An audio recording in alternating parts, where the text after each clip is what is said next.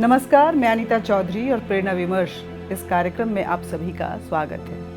इस कार्यक्रम में हम अलग अलग विषयों पे चर्चा करते रहते हैं। आज का विषय है आपातकाल और इस चर्चा में हमारे साथ रहेंगे नरेंद्र भदौरिया जी, जो कि विश्व संवाद केंद्र लखनऊ के अध्यक्ष हैं, राष्ट्रवादी विचारक हैं और लेखक हैं, पत्रकार भी रहे हैं। और अगर आपातकाल की बात करें तो उसके कहते हैं चश्मदीद, वो चश्मदीद रहे। आपातकाल को इन्होंने महसूस किया है, आपातकाल के दौरान कई काम किए हैं ज़मीनी स्तर पे, और आपातकाल क्या होता है अपनी आँखों से देखा है। नरेंद्र जी, बहुत बहुत स्वागत है प्रेरणा विमर्श के इस कार्यक्रम में। और ज़्यादा वक्त नहीं गंवाते हुए, क्योंकि अपने अनुभवों को उन्होंने किताबों का रूप भी दिया है एक संकलन के तौर पे, तो उनके अनुभवों को जानना बहुत ज़रूरी है। ये याद कीजिए, ये वही 25 जून 1975 के जो मध्य रात्रि थी, 25 और 26 जून के, उस वक्त में आपातकाल पूरे देश में घोषित कर दिया गया था। 28 साल पहले हम आज़ाद हुआ था भारत, और तब लोग हर्षोल्लास में थे कि भारत आज़ाद हो गया है, आज़ादी की सांस हम ले रहे हैं। लेकिन उन्हें क्या पता था कि महज 28 साल बाद उन्हें ऐसा अनुभव करना पड़ेगा कि आज़ादी के ऊपर अभी वो जो अंग्रेजी सोच थी, वो गुलामी वाली सोच थी, अभी भी इस देश में बरकरार थी, जो इंदिरा गांधी के रूप में नज़र आया। इंदिरा गांधी को किसी भी तरह की जो ना है वो बिल्कुल बर्दाश्त नहीं था, और इस ना को उन्होंने जिस तरह से आपातकाल के रूप में तब्दील किया था, ये एक काला अध्याय भारत का था। हाईकोर्ट की तरफ से, इलाहाबाद हाईकोर्ट की तरफ से ये आदेश आया था कि उनको त्यागपत्र दे देना चाहिए, क्योंकि उनके इलेक्शन को वैलिड नहीं ठहराया गया था, और इंदिरा गांधी और संजय गांधी इसके लिए राजी नहीं है। नरेंद्र जी, न्यायपालिका को नहीं मानती थी, संविधान को नहीं मानती थी, जनता के भावनाओं को नहीं समझती थी, लेकिन भारत की नेता, लीडर, जननायक बनने का वो सपना शौक रखती थी, सपना देखती थी। क्या था वो आपातकाल? देखिए, खलनायकों की जो कुटिल स्मृतियां होती हैं वो मिटती नहीं। खलनायकों के जितने भी कालखंड हैं भारतीय इतिहास में, हमारी आध्यात्मिक सनातनी गाथा में और विश्व मंच पर भी, ऐसे कुटिल शासकों ने या कुटिल नायकों ने जो कुछ भी किया है उसकी स्मृतियां कभी मिट नहीं सकती। उन्हें हम क्षमा कर सकते हैं, लेकिन वो क्षमा योग्य नहीं है। रामचरितमानस में एक चौपाई आती है, राक्षस भयो रहा मुनि ज्ञानी। रावण राक्षस हो गया जबकि एक ज्ञानी मुनि था। वो चाहता तो अपने उस मार्ग पर चलकर बड़ी प्रशस्ति अर्जित करता, लेकिन वो राक्षस बनकर उसने खलनायक का व्यवहार किया। उसकी कुटिल स्मृतियां आज तक हम सबके मन में है। राम जैसे नायक ने उसका संहार किया और भारत को ही नहीं, मानवता को एक संदेश दिया। उस स्वतंत्र भारत में, जैसा आपने कहा, इंदिरा गांधी और उनका परिवार कुटिलता की राह उसने पकड़ी, अभी भी उससे मुक्त नहीं हो पाए। इसलिए लाख लोगों उनको क्षमा करें, वो क्षमा के योग्य नहीं और क्षमा हो भी नहीं सकते। उसका कारण है संस्कार से मिले हुए उपलब्धि, ज्ञान से मिले और ठीक प्रकार से कर्तव्य पथ पर चलने से मिले। ऐसी उपलब्धि को व्यक्ति संजोता है। जो कुटिलता से प्राप्त होता है उस पर अहंकार आता है। उस अहंकार ने इंदिरा का नाश किया।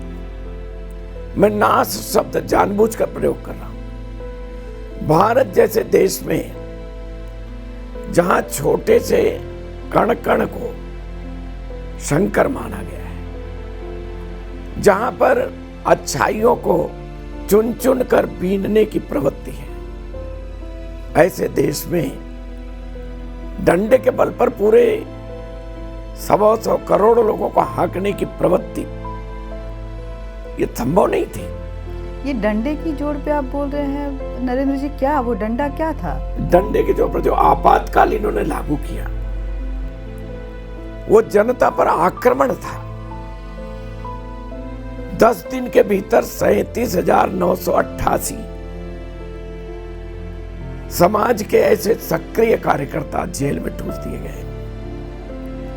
पूरे आपातकाल के समय 34,998 लोग केवल मीसा में बंद थे। मीसा का तात्पर्य है कि जिसको ये नहीं पता होता था कहां बंद है, क्यों बंद है, कब तक बंद रहेगा। मीसा से पेट नहीं भरा तो DIR लागू हुआ। उस DIR में भी इतनी ही संख्या लगभग जेल में डाली गई। फिर आंदोलन हुए। राष्ट्रीय स्वयंसेवक संघ ने आंदोलन की रूपरेखा बनाई, आंदोलन चला। उस आंदोलन के परिणाम स्वरूप 1,37,000 लोग जेल में गए। हम पूरे स्वतंत्रता आंदोलन का जो गांधी जी के काल से बाद में प्रारंभ हुआ और 1942 तक का आंकड़ा जोड़ते हैं तो इतनी संख्या जेलों में जाने की नहीं है जितनी इंदिरा गांधी के कालखंड में। तो अंग्रेज इंदिरा गांधी से ज्यादा बेहतर थे, ऐसा कैसे? मैं बेहतर तो कुटिल होता है, बेहतर कैसे हो सकता है? तो अंग्रेजों ने कुटिलता तो कुटिलता है। इतनी क्रूरता अंग्रेजों ने नहीं ढाई। वो तो हमारे देश पर आक्रामक थे ही, मुगल हो या अंग्रेज, वो तो हमारे देश के लिए विश्व के समान थे। हमें इनसे अपेक्षा थी, अपने नायकों से अपेक्षा थी कि सही राह पर चलेंगे। भारत के किसी नागरिक ने इंदिरा गांधी या जवाहरलाल नेहरू की डिग्री नहीं मांगी। उनके काम को अच्छा करके उनकी तरफ देखना प्रारंभ किया, आशा से देखा, भविष्य देखा अपना। उन्होंने गलती की, चुनाव में धांधली की। मैं उस चुनाव के दौरान एक कार्यकर्ता के नाते काम करता था, इंदिरा गांधी के विरुद्ध काम किया था। इंटर की कक्षा में पढ़ता था। 1 महीना पूरा स्कूल से बाहर रहा और मैं जानता था ये चुनाव ये हार रही। समाज पसंद नहीं कर रहा था।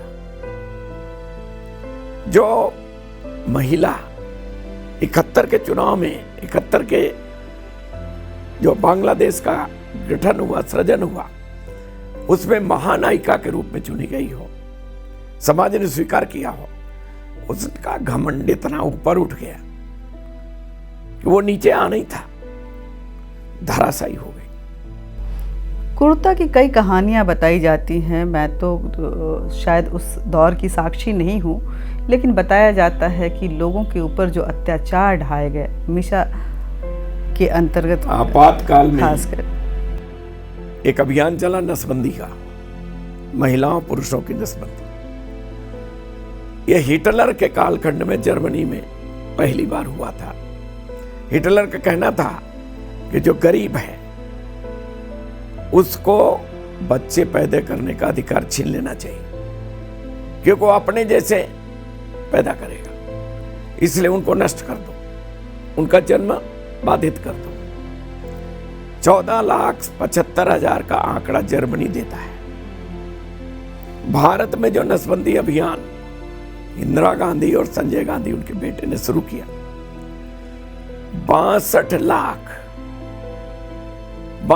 लाख लोगों की नसबंदी। कितना बड़ा अत्याचार था। मेरे गांव में स्कूल के प्रांगण में वहां अस्पताल नहीं है, लेकिन लोग तो बड़ी तारीफ करते हैं कि पॉपुलेशन कंट्रोल को लेकर के जो अभियान संजय गांधी ने चलाया वो काबिले तारीफ है इमरजेंसी के दौरान। देखिए, कुटिलता की तारीफ कुटिल व्यक्ति ही कर सकता है। अगर बंसीलाल विद्याचरण शुक्ला, कमलनाथ जैसे गायक हो तो रावण की भी प्रशंसा करेंगे। रावण की प्रशंसा क्या उनके कालखंड में करने वाले लोग नहीं थे? डंका बजता था उनका, तो संजय गांधी का डंका बजता था। ब्यास नदी को मोड़ दिया था कमलनाथ ने हिमाचल में। विदेशी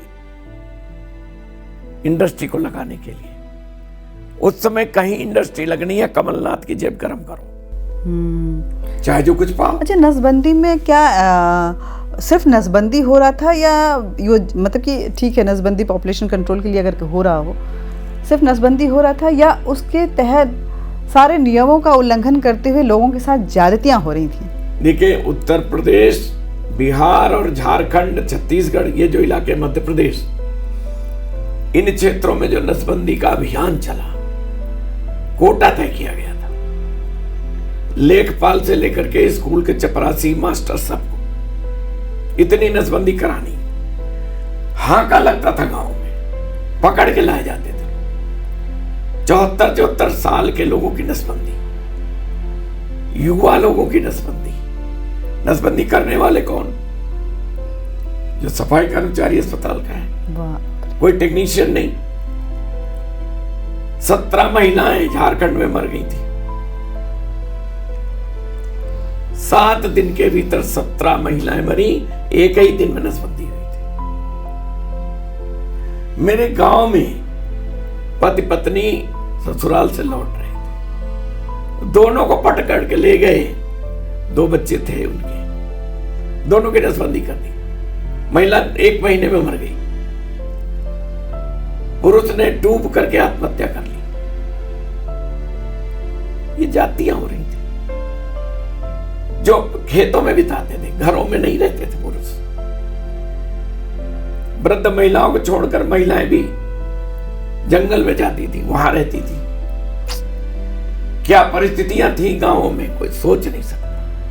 एक आपकी किताब में ही मैं पन्नों को पलट रही थी तो एक आपका बड़ा ही दिल को दहलाने वाले 4 लाइनें हमने पढ़ी कि आवारा कुत्तों को लेकर के एक अभियान चलाया गया कि उनको। ये लखनऊ में हुआ था, उत्तर प्रदेश की राजधानी लखनऊ में। मैं नाम नहीं लेना चाहता वो अधिकारी का। उसने कहा कि लखनऊ में आवारा कुत्ते बहुत हैं, सुअर बहुत हैं, इनको मार डालना चाहिए। विधि क्या अपनाई? जहरीली डबल रोटी बनवाई गई।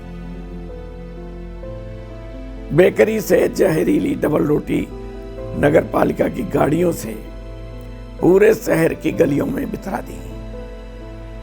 गायें, सुअर, कुत्ते, यहां तक कि बच्चे मेरे झुग्गी झोपड़ी रो पड़े थे लखनऊ के लोग। सुबह जब देखा, अखबारों में ये दिखाई दिया कि नहीं? अखबारों में कैसे आ सकता था? अखबार में तो मजिस्ट्रेट बैठता था, एक लाइन पढ़ता था। पायनियर का रिपोर्टर लेकर के गया, स्वतंत्र भारत, पायनियर एक साथ निकलते थे। उसको पकड़ के बंद कर दिया गया। आपातकाल खत्म होने के बाद वो घटना अखबारों में छपी, कोई कार्रवाई तो नहीं हुई। आपातकाल को लेकर जो जातियां हुई, कहा गया कि शाह कमीशन मोरारजी ने गठित किया था। मोरारजी देसाई ने जो शाह कमीशन गठित हुआ, उसके बाद सरकार भी चली गई। कार्रवाई के नाम पे तो कुछ नहीं हुआ। 48,772 बहुत गंभीर अपराधों की छानबीन की थी जस्टिस शाह ने। जैसे सरकार इंदिरा गांधी की बनी, आज तक भारत सरकार के पास शाह कमीशन की रिपोर्ट है ही नहीं, नष्ट करा दी गई। मीसाबंदियों का जो संगठन है वो मांग कर रहा है कि इसको खोजा जाए। 2 साल 3 साल हो गए, नहीं खोजे मिली। अब पता लगा है कि एक प्रति ऑस्ट्रेलिया में है, वहां से मंगाई जाए।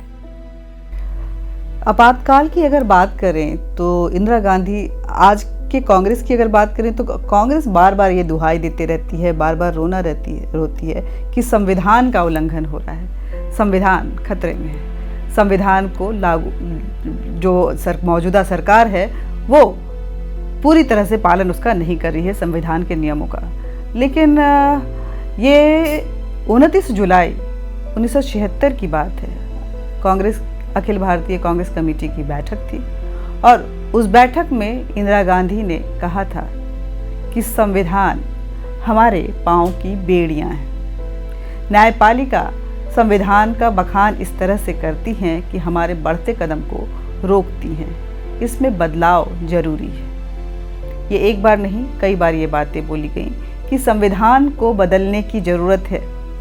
यही नहीं, ऐसे कई अमेंडमेंट किए गए जिससे प्रधानमंत्री अछूता हो गया। वो न्यायपालिका के दायरे में ना के बराबर आने लगा और प्रधानमंत्री को पूरा अधिकार मिल गया था कि वो कुछ भी कर सकता है, कुछ भी, किसी भी तरह की डिसीजन ले सकता है, अमेंडमेंट कर सकता है। इंदिरा गांधी की बात जहां तक अनीता जी है, उनके पूरे चरित्र को देखिए। अगर उनके वश में होता तो सूर्य को रोक देती, समय की गति को मोड़कर रख देती। कुछ भी करने की जिद थी। अहंकार का हट बहुत बुरा होता है। इंदिरा गांधी ने, भारत के संविधान के बारे में कहा जाता है कि यह भारत का प्राण है। प्रस्तावना जो संविधान की है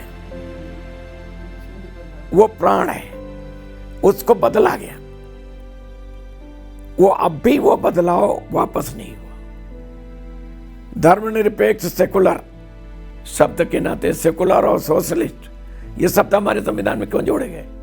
उसकी मूल भावना में सर्वधर्म समभाव पहले से है। इसकी अतिरिक्त आवश्यकता क्यों थी?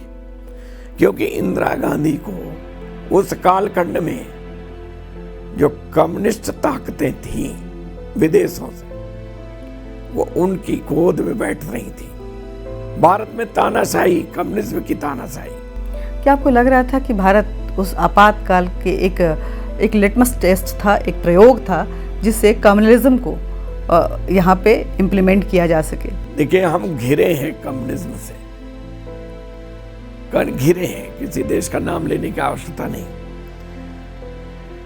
बहुत बुरी तरह घिरे हैं और यह संकट कभी भी फिर खड़ा हो सकता। लेकिन हमारी सनातन संस्कृति के बल पर हम उससे संघर्ष कर रहे हैं और उसी के बल पर हम जीतते हैं। सुभाष जी की मृत्यु, लाल बहादुर शास्त्री जी की मृत्यु, इंदिरा गांधी का आना, ये एक सीढ़ी है भारत में कम्युनिज्म को लाने की। दुर्दैव से उस कालखंड में, स्वतंत्रता आंदोलन के कालखंड, ऐसे लोग जो इस खतरे को नहीं देख पाए, मैं उनकी निंदा नहीं करता, लेकिन संकट काल में कौन शत्रु मित्र बनकर हमारे बीच घुस रहा है, ये हम नहीं परख पाए। उसका परिणाम हुआ कि प्रधानमंत्री के पद पर ऐसा व्यक्ति बैठा जिसको यह भान नहीं था कि सत्ता का यह अहंकार कहां ले जाएगा। नेहरू जी के कारण उनकी बेटी, उनके आगे के संततियों में वो तानाशाही का रवैया बना हुआ है। देखिए, किसी भी महात्मा में कुछ कमियां भी होंगी, उसकी नहीं समझ पाना एक बड़ी बात है, कोई भी नहीं समझ सकता। लेकिन आज जो चल रहा है, मैं उसका उल्लेख करता हूं। अभी कैम्ब्रिज यूनिवर्सिटी में राहुल गांधी ने, इंदिरा गांधी के पौत्र ने जो बयान दिया वहां कि भारत राष्ट्र ही नहीं है, राष्ट्र की अवधारणा हमारी प्राचीन है, वेदों के कालखंड से। वो कहते हैं कि भारत राष्ट्र नहीं है। वो क्यों कहते हैं? उनके विवेक पर किसका अधिकार है? कम्युनिस्टों का अधिकार है। जेएनयू में जो नारा लगा रहे थे, भारत तेरे टुकड़े होंगे, उनकी पीठ पर हाथ राहुल का था, उनकी पीठ पर हाथ इस परिवार का था। ये फंडिंग कहां से हो रही है? भारत को तोड़ने का षड्यंत्र कहां रचा जाता है? ये क्षणिक बातें नहीं है। इसलिए मैं कह रहा हूं कि ये जो कुटिल स्मृति है आपातकाल की, इससे बहुत कुछ सीखने की आवश्यकता है। दो अंतिम सवाल पूछूंगी। मीसा का आप बार बार जिक्र कर रहे थे।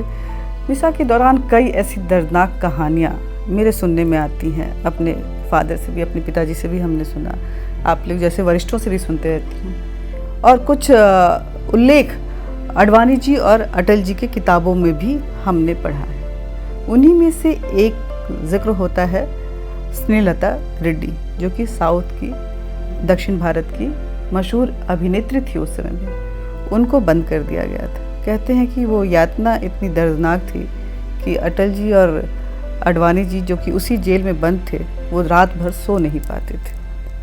क्या इतनी दुर्दशा थी, इतना अत्याचार था?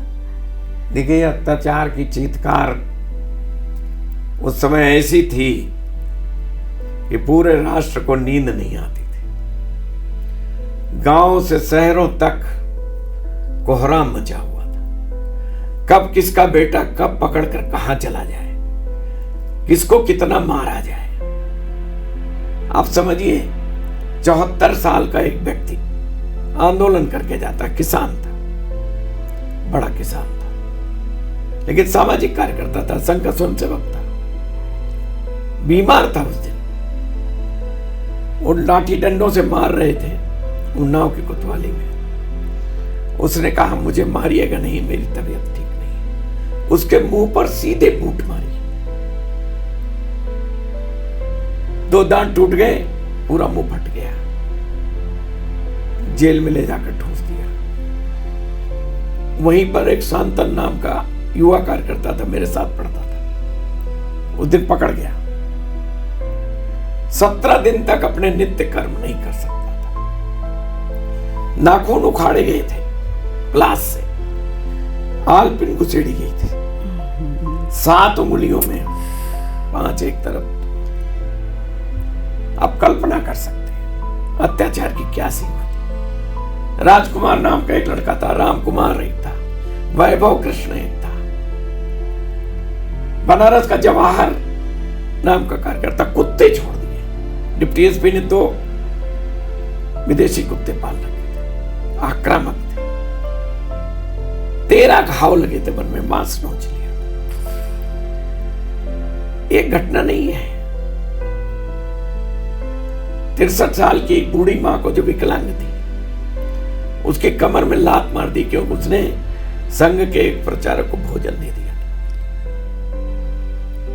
मैंने कहा कि कोहराम मचा हुआ था। संघ जितनी भी बातें आती हैं सामने से, तो चाहे जितनी भी किताबें मैं पढ़ती हूँ आपातकाल को लेकर के, उसमें कहीं ना कहीं जो विरोधी खेमा है उसका भी कहना है कि आपातकाल अगर हटा तो वो सिर्फ और सिर्फ राष्ट्रीय स्वयंसेवक के वो मजबूती की लड़ाई जो थी उसकी वजह से हटा। जिस तरह से उन्होंने अपने सारे तंत्रों को एक सुनियोजित तरीके से, चाहे वो अखबार नहीं छप रहा था लेकिन गुप्त तरीके से अखबार छापे जा रहे थे, घर घर में पहुंचाए जा रहे थे, गुप्तचर थे जो विरोधी खेमे के जो खबरें हैं वो ला कर देते थे। चाहे जितनी भी यातनाएं दी जा रही थी, संघ अडिग था और लोगों को जन जागरण में वो अपने आप को पूरी तरह से झोंक चुका था। यहाँ तक कि उस समय के संघ प्रमुख भी गिरफ्तार हो चुके। आप वरिष्ठ पत्रकार हैं, आपने अध्ययन भी खूब किया है। गहन अंधकार का चीत्कार बहुत भयानक होता है, कोई सुनने वाला नहीं था। राष्ट्रीय स्वयंसेवक संघ जैसी दैवी शक्ति न होती तो अंधकार मिटता नहीं।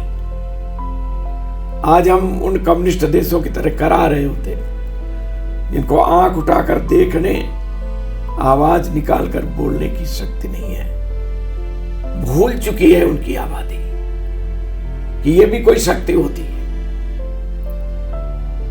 आज वैचारिक स्वतंत्रता की बात की शून्य थी उस समय।